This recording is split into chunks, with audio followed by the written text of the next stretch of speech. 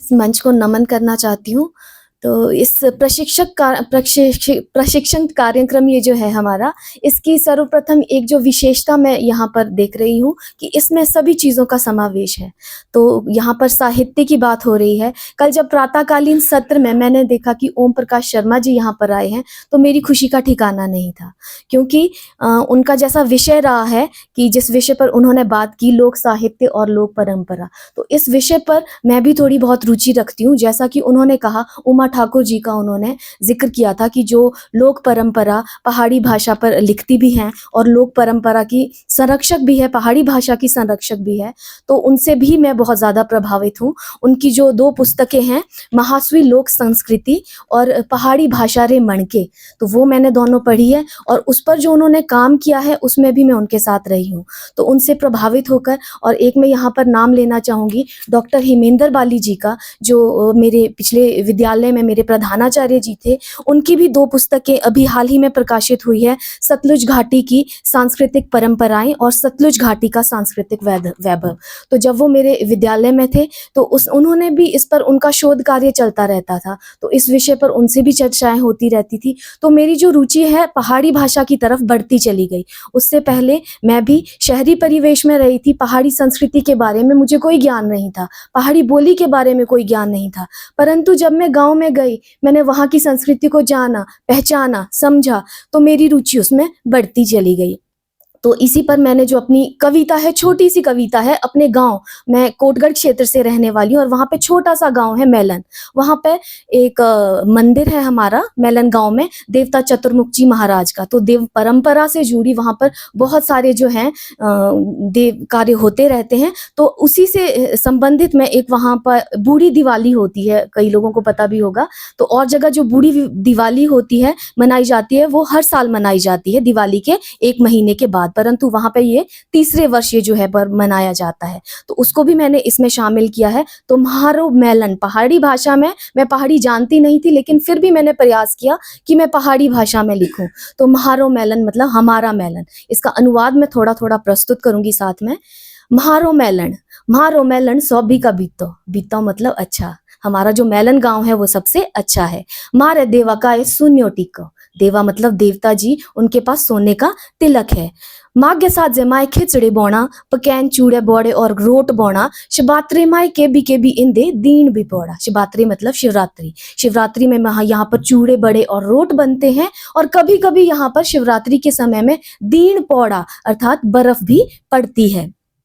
बीशु का पहले खाई हाँ मैं ग्यो सिगड़ी, घी और सिगड़ी जो है, बैसाख की जो साजा होता है, उस संक्रांति होती है, उससे पहले हम घी और सिगड़ी का सेवन करते हैं, ठीक है। ठिरशु माए मारो रोण सोजा, ठिरशु एक मतलब मेला होता है वहां पे, उसमें जो हमारा रोण है, रोण कहा जाता है मैदान को, जो मंदिर का मैदान है, वो पूरी तरह से सज जाता है मेले के लिए। तेथा बाद नानू मेडेरी शोभा बना, तो उसके बाद हमारे जो नानू है, हम देवता जी को नानू कहकर पुकारते हैं, तो वो हमारे जो मेले हैं उनकी शोभा बनते हैं। ताना जुबड़े मेड़ा दे लोग दूरा दूरा का आ, मारे नानू है दर्शन पा। ताना जुबड़ वहां पर एक बहुत ही सुंदर झील है, जहां पर नाग देवता जी का मंदिर भी है, खाचली नाग जी का। तो वहां पर हमारे देवता जी जाते हैं, एक मेले का आयोजन होता है 31 मई को। तो वहां पर जो है हमारे देवता है मारे नानुए दर्शन पा, वो हमारे देवता जी के दर्शन पाते हैं। दूध बाड़े जातर बेया बड़े मशहूर, उसके बाद वहां पर दूधबाड़ी का एक मेला है, वो खड़ाहन में लगता है। वहां पर भी देवता जी अपने भाइयों, 2 भाई हैं उनके, देवता जी, देवता ईश्वर जी और देवता जीशर जी, उनसे मिलने वहां पर जाते हैं। तो जो उनका मिलान होता है वहां पर दूधबाड़ी की जातर में, तो उसमें कहा जाता है कि बारिश भी वहां पर जरूर होती है जब उनके मिलन का जो पर्व होता है। तो उस पर कहा गया है कि दूधबाड़ी जातर बेया बड़े मशहूर, पानिया बोला तिनके जरूर, भाई उस दिन जरूर बारिश होती है। भुंजो माए खाई इन देहा में लौटे बोना, आड़वी बात जिमाए गेहूं भी पोड़ा, कि भुंजो में हम लौटे, लौटे अर्थात चिल्लड़े, आटे के चिल्लड़े खाते हैं, और उस दिन आड़ुए बाजे, आलू की सब्जी बनती है, और तिनके तेतमाए गेहूं भी जरूर पड़ा, और उस दिन मैंडेटरी होता है कि उस दिन हमें उस पर घी डालना ही होता है। 6 साल बाद जब बूढ़ी देवड़ी 3 साल के बाद जब बूढ़ी दिवाली आती है, बूढ़ी दिवाली जिसका मैंने जिक्र किया, सारे लोग तब बोल देवड़ी देवड़ी गा, और उसमें जो गान गाया जाता है तो उसमें बोल देवड़ी देवड़ी करके सब गाते हैं कि आरा बिका पारो बिको मारे देव का सुनियो टिको बोल देवड़े देवड़े, इस तरह से गाया जाता है। सांप पसाई रिंगा मुंजियो नाग, मुंजी मुंजी होती है एक प्रकार का घास जिससे रस्सी बनाई जाती है। तो इस देव परंपरा में क्या होता है, एक नाग की आकृति का वो मुंजी से बुना जाता है, नाग को रिप्रेजेंट करता है वो।